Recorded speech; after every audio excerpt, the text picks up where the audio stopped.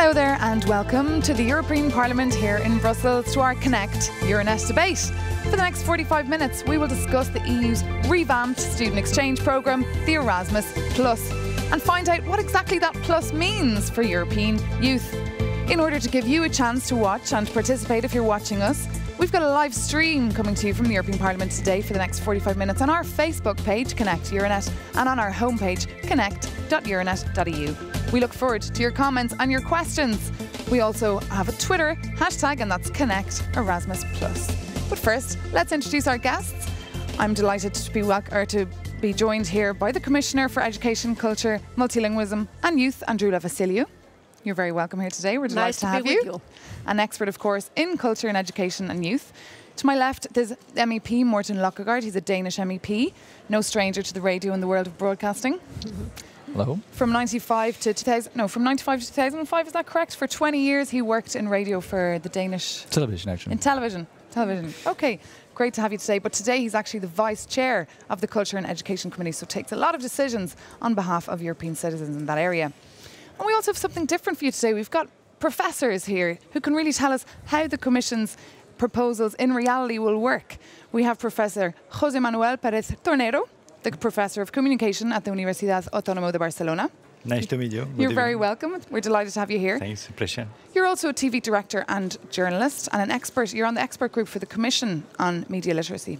Yes, So we're I try to be. You try, you do your best. Well, we're delighted to have you here. And from Portugal, Spain's neighbour, we have Adalberto Lopes da Costa. He's the Vice President of the European Civil Society Platform on Lifelong Learning. So you gathered 33 European networks working in education and training, and you've been keeping a close eye on the Erasmus Plus programme from the start. And we want more, and to increase more.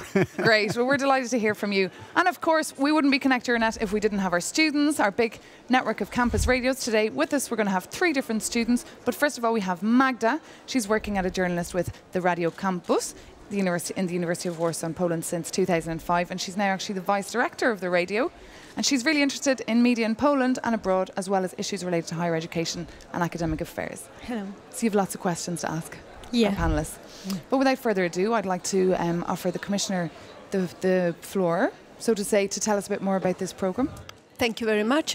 First of all, let me say that I am extremely pleased to have this first Euranet encounter about Erasmus Plus, our new program, which is the umbrella program, which includes under it our 7 previous programs: Erasmus, Comenius, Grundvik, Leonardo, Youth in Action, and so on and so forth. So, first of all, let me say that the first achievement, because of the excellent cooperation that we have had between the institutions, Commission's proposal, then discussions with the Parliament and the Council, we managed to get the biggest increase in budget from all the other programs. It's not the increase we proposed, but anyway, it's the biggest increase. 40% is not a small increase under the very austere circumstances of today. And this, in absolute figures, is 14.5 billion euros for the 7-year period. So this is, first of all, the best achievement of our program. Now, the program will offer mobility to about 4 million people. From these 4 million, the biggest majority, of course, will be young people from less than 25 years of age. And this, of course, young people or these people will be able to take a mobility grant for either to study or train or volunteer abroad. And why is this important? It is important because we know that through mobility, the young people or the people who, the beneficiaries, can really acquire skills which are so much needed by the employers nowadays. And this will help, most of all, to develop their own personality, but also to increase their probabilities for employment. So this will include, of course, university students, but not only. Young people who would like to learn, either through traineeship or apprenticeship or youth work, which is also very important. So this will help them to acquire, as I said, the skills necessary in today's globalized knowledge society. Erasmus and Leonardo, under the present program, provided about 350,000 mobility grants every year to young people. And Youth in Action provided another 200,000 per year. But as I said, these numbers will now increase with the new budget. One of the priorities of the Youth in Action, for example, which is very, very popular with young people, the Youth in Action, is social inclusion. And social inclusion in today's circumstances is one of the most needed things, because with poverty, with unemployment, we have about 7 million needs. Young people who are neither in education, nor in employment, nor in training. And so we have to think of how best we can socially include these young people. And briefly, I would like to say that in addition to the Erasmus Plus program, we have two other programs which again will give opportunities to young people. This is the Marie Curie Actions under Horizon 2020 program, but also the EIT, the European Institute of Innovation and Technology, which will prepare the entrepreneurs of tomorrow, because we have a tendency nowadays to speak so much about the need for young people to become entrepreneurs, and this is exactly what the EIT is going to do. But I will not go into the details of EIT. We need another debate for that. Yeah. So I can stop here and then we can continue our discussion. Fantastic. Well, on that note, let's have a listen to a Vox pop that was prepared by our students over in Warsaw by the campus radio. I'm not sure if high school students are as mature enough to participate in Erasmus Plus program, but I think it's a great opportunity to meet new cultures and new people in Europe. I've just heard about Erasmus Plus and I think it's a really great idea. It gives high school students a chance to learn about different countries and meet different cultures. I think that Erasmus is a pretty good idea. I had a friend who were on Erasmus. She went to Turkey, and when I heard about this, I was afraid about her because, well, when she said, "I'm going to Turkey," I'm like, "What? There's no one there. There's nothing there. And what interesting can you do in Turkey?" But when she got back a year later, she said it was the time of her life, and she was fascinated about other country and Erasmus. And as far as I know, she went there again. I think that Erasmus Plus is a great idea because when you are not a student, you can go to other country, you can give some experience. It's really important for your job, for your studies, and it's great that you can meet people from other cultures. Time of your life. That's what one gentleman said there about Erasmus. I absolutely agree. Magda, would you like to start with your first question? Yeah, Commissioner Vassiliou, the bigger budget and a better structure of the new Erasmus Plus makes the European Union able to create more opportunities for students, teachers and youth workers. But I would like to know if the program will have a key role in the fight against youth unemployment. Mm-hmm. Well, as I mentioned, the new program will give possibilities not only to students, but to young people who want to learn through informal and non-formal learning by having a traineeship or apprenticeship, or by becoming youth workers and train as a youth worker abroad. So this will increase the skills of these young people and increase their probabilities for employment. And recently, I must remind you that with Commissioner Andor, who is responsible for employment, we launched the Alliance for Apprenticeships in Leipzig, it was in July. And this actually, the purpose of this alliance is to get all the actors together in order to increase the number of apprenticeships and, of course, the quality of apprenticeships. And it's not just words. It's not just to launch this, but we had actually many, many multinationals there pledging, promising that each one of them will create so many apprenticeships. So with the new program, of course, we shall help many thousands of young people to have these opportunities. Mr. Lockhart? Yes, I just want to add on to that for us in the Parliament, this has been a truly successful experience also, in the sense that for us as politicians, we all want growth. We all want to solve the big problems about unemployment, young people, and the competence of doing this is, in fact, a matter for the member states. But this program, the Erasmus Plus program, give us as European unity purpose, a way to deal with this big problem in the member states at a European level. And it's fair to say that this Erasmus Plus program is, by the way, the most popular program that the European Union has ever produced. And that's the reason for that, because everyone, of course, can agree that this mobility is key in the growth strategy.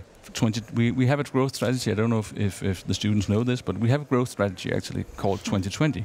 And a key element in this strategy is, in fact, to foster young people to be able to be part of this growth. And of course, the Erasmus Plus program, for that reason, was only the research program and Erasmus Plus program was the only two programs actually not being cut in this exercise for the budget this time, for good reasons. Professor Tornado, how are students over in Barcelona taking this new program Erasmus Plus? What are their expectations? And do you think what the Commissioner is saying and what Mr. Lockhart is saying will really be a reality? They are very active. You know, Spain is very active in the Erasmus project because I think it's the most important program of Europe. I explain. It's the most well-known, why. Of course. Because Europe needs soul, spirit, and when one young is in the Erasmus project, the best advantage of this Erasmus project is that creates Erasmus people, and the Erasmus people share one idea of Europe. And after this period of a student, all young are becoming more European. They maintain networking with friends. This is like a Freudian change. It's a feeling, and then Europe need not only discuss about economy. The new energy from Europe is youth. The Erasmus generation. And the Erasmus generation. That's a cultural aspect to this. Absolutely. Magda, very briefly, can you do one more question? Then we're going to invite Anna, our next student, up. So very briefly. Okay, I would like to ask if the Eastern Partnership countries will be also included in the new Erasmus Plus.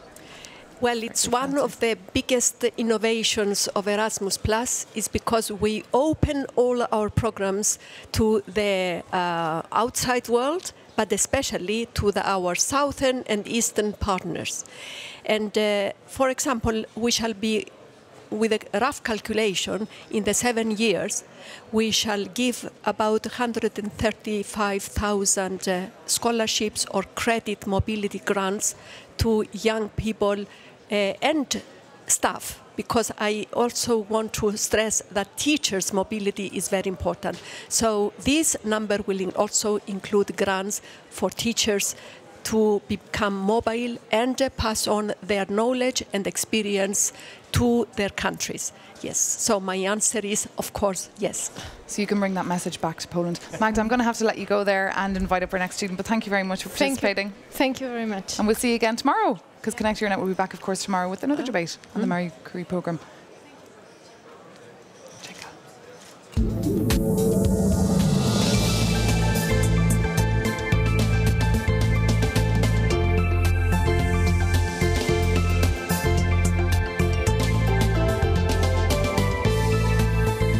That was a very quick tag in and tag out, and now we're joined by Anna Saresti. She's a 23-year-old student from Finland, from the University of Tampere. She's studying journalism and mass communication, and she's going to finish her studies already this year. Her interests are international relations and human rights. And now she's writing her master's thesis on peace journalism and how journalists can promote reconciliation in post-conflict societies. You're very welcome. Is it your first time here in Brussels? No, this is actually my second time. I was here 2 years ago already. Was it for the European Youth Media Days, was it? Yes, exactly. And you'll be back again next month on the 14th of October, I believe. Journalists from all over Europe will gather for 3 or 4 days of activities here. Also another event to watch. Thank you very much for joining us, and you can kick off with your first question. Yes, I'd like to ask Vice Chairman Løkkegaard, actually.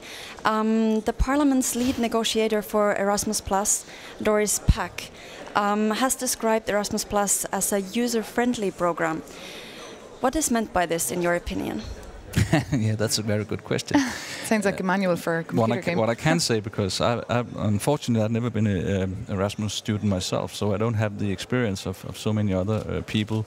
But what I can say is that when we started the negotiations on this, it was a political promise that in order to get all these nice extra money, we needed to get a much simpler program.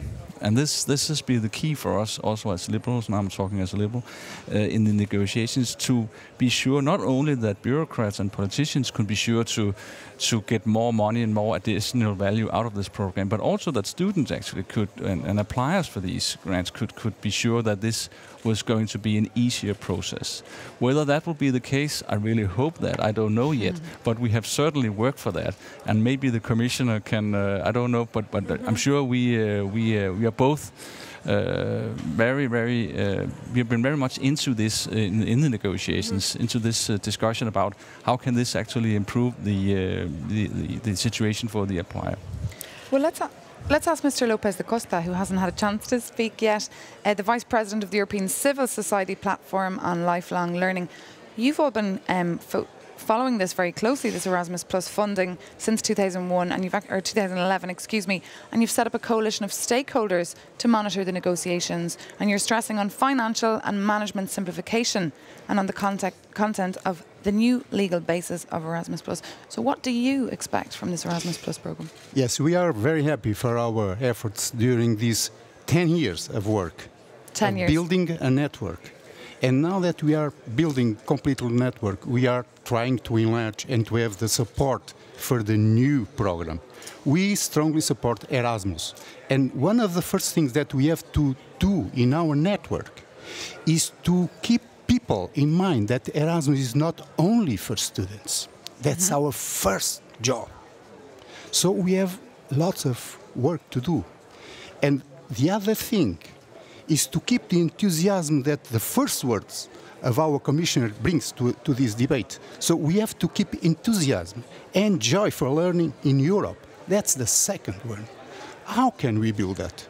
With networks, with cooperation, with collaboration. That's the key words that we read through the papers. How can we help? Cooperation and partnerships. Okay, we will do that. With stronger partnerships, enlarging to Europe and through other countries. That's a great thing that we have to move from now on. But let me say that we are not only worried about the learning process. And look, I'm saying learning, not only teaching. Learning is the word. Learning. How can we put people learning? And the Commissioner said, informal and non-formal learning is the key, not the formal education sector. It's informal and non-formal. So our organizations, our networks are already in task force, willing to work on this and to have the great change of Europe to be different in fighting the United States and Asia through this process. That's the only chance that we have. Of course, we can enjoy another thing. We have to work better with ICT, of course. And we have to join forces with DG Connection. We have to join forces with that. They have splendid programs for learning, but we are not working together. In my country, in my network, I will work for that in the next months. Thank you. Great. Well, I think this is the appropriate time for me to announce that the day after tomorrow, together with Nelly Cruz, Commissioner for Digital Agenda, we shall launch a new initiative opening up education to new technologies. The idea is to give teachers the possibility and the training that they need in order to use new technology for new ways of teaching, more attractive ways of teaching, but also to use the open educational resources. There is abundance, thousands, millions of them online, so they can use those in order to enrich their curricula. And it is really sad to see that 63% of young people nowadays in schools in Europe don't have the PC or the tablet available. So this needs, of course, investment by member states, but also we need, as I said, to enrich the knowledge and the training of our teachers in order to make this possible. So online education is one of our immediate objectives. But let me say something about simplification. We started from this premise that, fragmentation of the programs is no good. People are confused. So let's put everything under one roof and have a simplified way of accessing the programs, the rules, the same for every program, and not one after the other paper form. Just online, fill up the form, and that's it. Lump sums are being included instead of this detailed documentation, I need the receipt for the bus, I need the receipt for the restaurant. No. We make a calculation, how much it will cost. Here is your lump sum. Bring me the evidence that you have participated. A simplified way of doing it. So simplification for us is the most important. So our job now, from now until next year, will be to raise awareness among the people. What it is for them, and I agree with our colleague here that we have to make people understand that it's not just for students, it is for teachers, it's for young workers, it is for trainees, it's for everybody. So there is something for all of us. And just very briefly, we have a question in there from the Association of Interchange Youth. It's in Spanish, Juvenil Intercambio. They want to know, they're bringing up the issue of the Youth in Action, the old Youth in Action projects, and they want to know how much money will there be specifically for Youth in Action, because that, of course, was so successful. Well, we don't call it a Youth in Action anymore. It will be the youth chapter under Erasmus+, but with one difference. Until now, we had 885 million euros available for youth. Now we have 1.4 billion available. So there are many more opportunities for young people, either to train or to have networks or to volunteer. Volunteer is a very, very important part of the youth and will it be program. By next year, will young people around Europe be able to go online and look already specifically at those projects? What kind of month, what time frame? Well, we hope to, if the Parliament, all going well, if the Parliament approves the program by November, as we hope, we are ready to start enforcing the program by January of next year. Okay. Yeah. I think your next question was related to that, was it? Yes, well, there has been extensive work for achieving Erasmus+, and actually this is a question maybe concerning all of you. What, in your opinions, is in the final text that is now going to be presented to the plenary session in October, are there still some open questions? I guess that's for our MEP, well, the Vice President. Another good question. I mean, what had... I wouldn't say open questions, but what we have discussed and what's still to be resolved, and in the way that we don't know how it will develop, is the loan guarantee facility that we have discussed with the Commission. I think that it's fair to say that this was an idea brought up by the Commission, and some of us was a bit skeptical about this. And maybe one could say that the northern countries were a bit more skeptical because we have these kind of loan facilities already for our students. In Finland, aren't they huge? Yes, yeah, that's in Denmark true, as well. But of course there are different problems, different challenges for some of our southern colleagues which don't have the money and the possibilities as we have. So we had a bit of a political discussion, you can say, about this issue, whether this loan facility will actually be a success, because there are also some practical problems about this, the interest rates, how to get this one started, the role of the banks, blah blah blah, a lot of things. So if I should point out one single issue that still remains, it's to be seen whether it will work, it will be this loan guarantee facility. Probably we should explain what it is. Sure. I don't know if everybody understands what we are talking about. No, not really. Because the master's degree is becoming more and more important, because we know that by the year 2020 at least 35% of the jobs will require high skills. So we have to give the possibility to the young people to have these skills. But unfortunately, we don't have sufficient budget, although the budget has been increased, but not to such an extent. We cannot give grants for a full master's degree abroad. So instead of having grants, we offered the loan guarantee facility, which means that the bank will give the loan to the student for either a full-time one-year course or two-year courses according to the university. And this loan will be guaranteed by the European Union funds. And of course it will be repaid by the student after he finishes and he finds work, and he will start repaying his loan. And this will be a rotating, of course, amount of money to give more guarantees to other students. Professor, do you think that would work? Does it sound like something? Yes, I think it's a good idea because the future is hybrid. I think private and public and personal effort and government effort. But I suppose that using better technology is not necessary to be 1 year in a master degree in place. And then we can share online technologies and 1 month or 2 months. I think the next Erasmus program must be flexible, adapted to the new environment. It is very intelligent way, I think.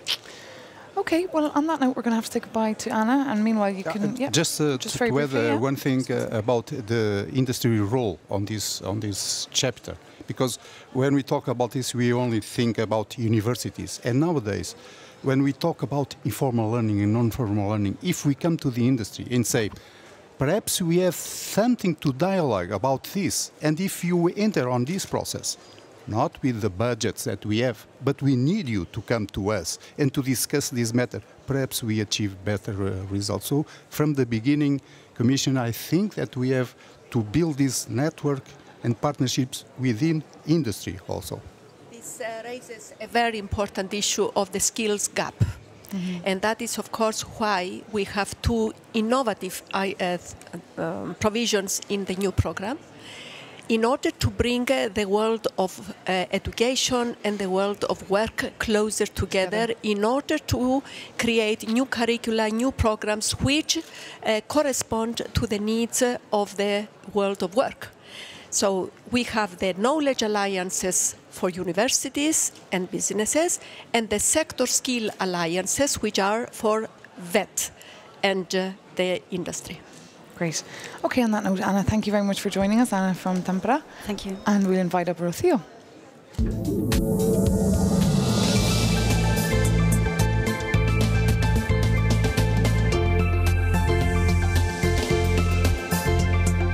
And on that note, please don't be shy if you are watching our broadcast stream. Please participate in the conversation and add some comments and some questions. Time is tight, but we do have another 13 minutes or so we'll definitely try to get to you. And in the meantime, we're welcoming Rocío González Balcázar. She's a student of advertising and PR in Pontevedra in Galicia, but you're representing the Universidad de Vigo, the radio, campus radio. Rocío is 21. and believes that unfortunately her future will be outside Spain, and when she graduates she might have to move to another country to find a job. But your plan is to do a master's next year in graphic design, is that the case? Yeah, that's what I'm thinking about. Yeah. And if you do decide to leave Spain to work abroad, where would you like to go? I'm thinking about Germany maybe, but... Can you speak German?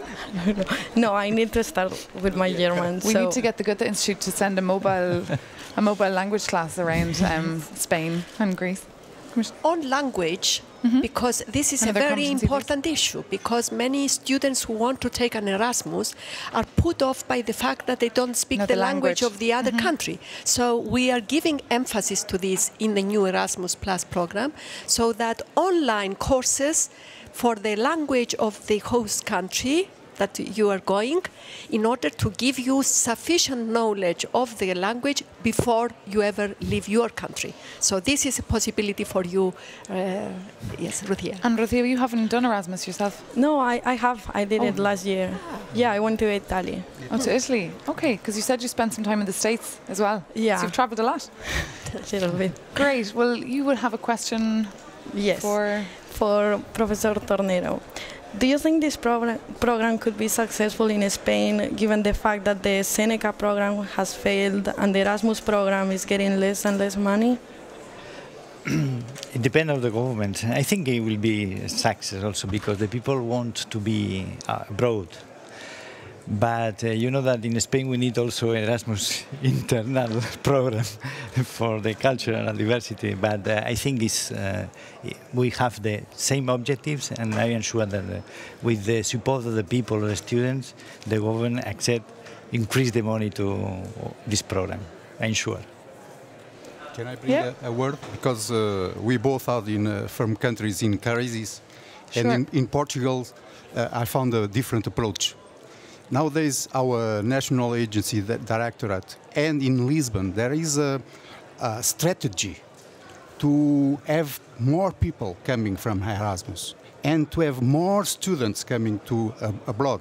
So it's a different approach. But now we realize that the crisis brings also some opportunities. Don't talk about the politician issue. Just have a look to the opportunities that these young people can have in Lisbon or other of our cities like Barcelona.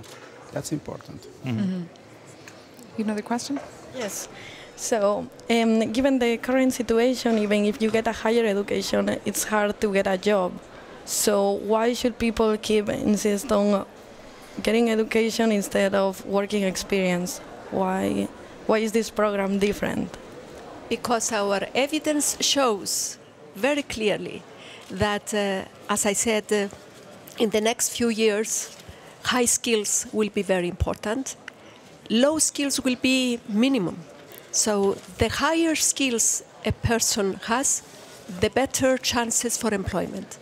And according to our studies, if a person is a university graduate or a tertiary education graduate, his chances of unemployment is only 6%.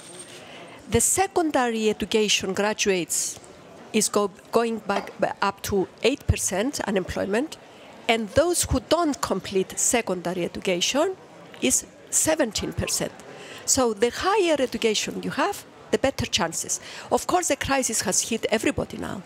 Even the university graduates or the higher institutes graduates are affected. It takes longer for them to find work, but still they have better chances. If I may add to this, I do understand the concern reflected in this question, because we all over Europe, young people have the same concern. And I think it's fair to say that this great program is not a guarantee. If any youngsters out there now sit there and say, well, if I could get an Erasmus program, I could get a job. You can't say that, of course. But as the Commissioner said, you can enhance your ability and your chances. This has to go hand in hand, of course, with the member states and their efforts to create growth, also in the industrial sector and so on and so forth. So this is not a guarantee from EU or from any program. This is just a big help for young people to hire their skills and to develop as Europeans. And by that, of course, getting a better chance. But of course, you need also the member states to have a growth policy. And what is the feedback from the member states? I mean, at European summits, youth is rarely mentioned. It was at the end of last year, but... Yeah, but we had this summit in February, I think, where the state leaders actually... for example, now, in order to meet the biggest challenge of youth unemployment, general unemployment, but youth unemployment is even higher, we have proposed, and finally it was adopted by both the Parliament and the European Council, the Youth Guarantee. The Youth Guarantee says that a government will guarantee every young person under the age of 25 that within 4 months of completing education or losing a job, they will give him a job, they will make him an offer for a good job or for training or for further education. This is the so-called Youth Guarantee.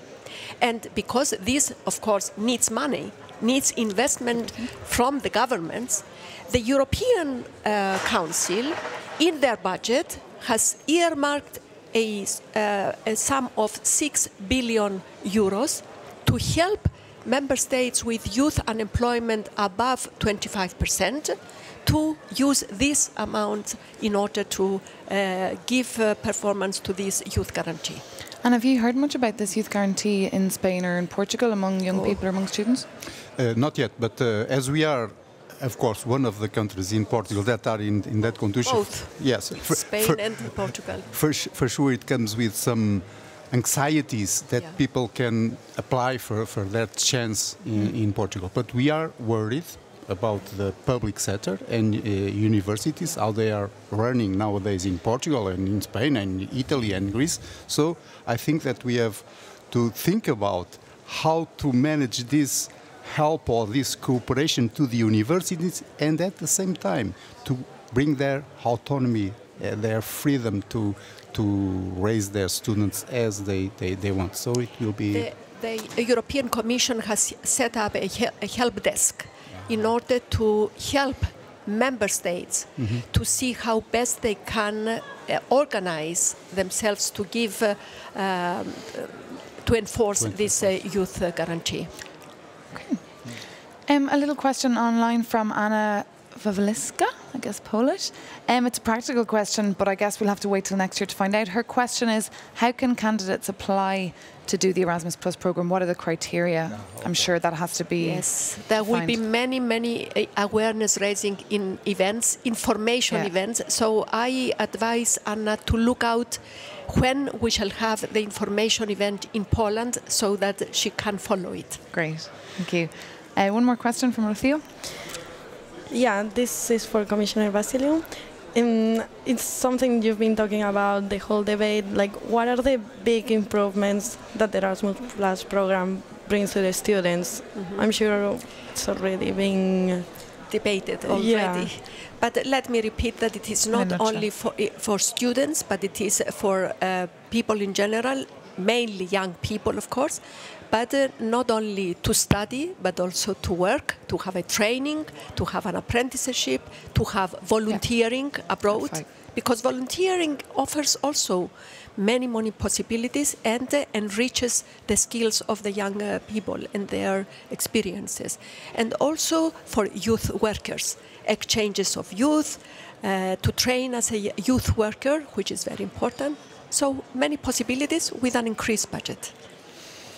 If I may add, I mean, for our group, it has also been very important to emphasize the teacher's role. I mean, if you look at and it's very true what you said from the start, that this also brings a cultural dimension. If you want not only to improve skills, but also to give both young people and the rest of us somewhat European identity or some feeling of being a European, we need to start with the teachers. I mean, for those of us who are turning 50, it's too late already. We are lost cases, but for young people, in order to feel that to get this European feeling, you have to make the teachers come to Brussels to have these kind of experiences, so that they have the feeling and bring it on to the pupils. Everyone wants to speak. Even I want to speak on this. No, yes. And sure, this is important. But when, as a teacher, you have one student from other country, you change It's compulsory you change, because you must add a comparative way of analyze the situation, education, communication, chemistry, doesn't matter. But if you have only one student coming from Erasmus, your class has changed for the better. Exactly.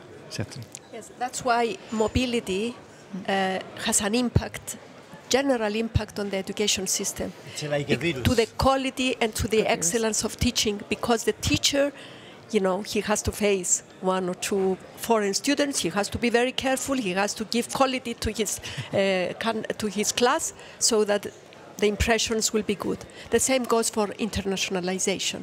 The reason we want to encourage more staff, more academic staff to go to another country and teach, because they will bring back a lot of new ideas and new methods which will have a great impact on the general system of his university or his institute. I will be brief, but take the chance just to mention the following. One is that we normally speak about teachers and their needs, but missing the point that for us is the very good point.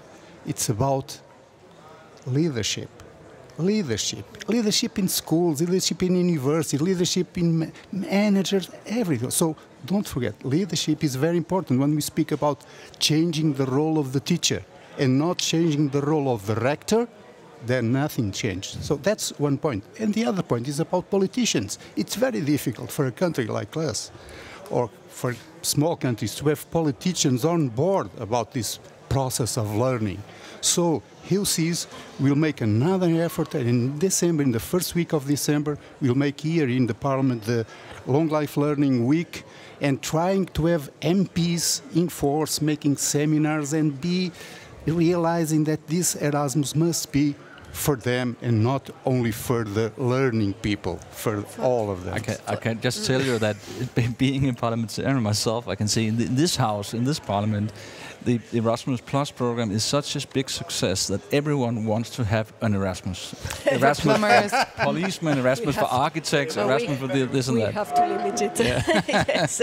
But this is a very, very important point. I think we must not forget also the adult learning, because we want to encourage lifelong learning. Absolutely. Now only 9% of the adults continue their learning, and we want to increase it to 15% within a few years. So Erasmus is also a chance for them. You've got your work cut out for you. Thank you very much, Commissioner Vassiliou, for coming. Thank you much, Theo, and thank you much to all our panellists. And for you for watching and for all your comments and questions. With that, we're going to leave you here. We're in the European Parliament broadcasting Connect.Euranet. For more, Connect.Euranet.eu. Thanks a million.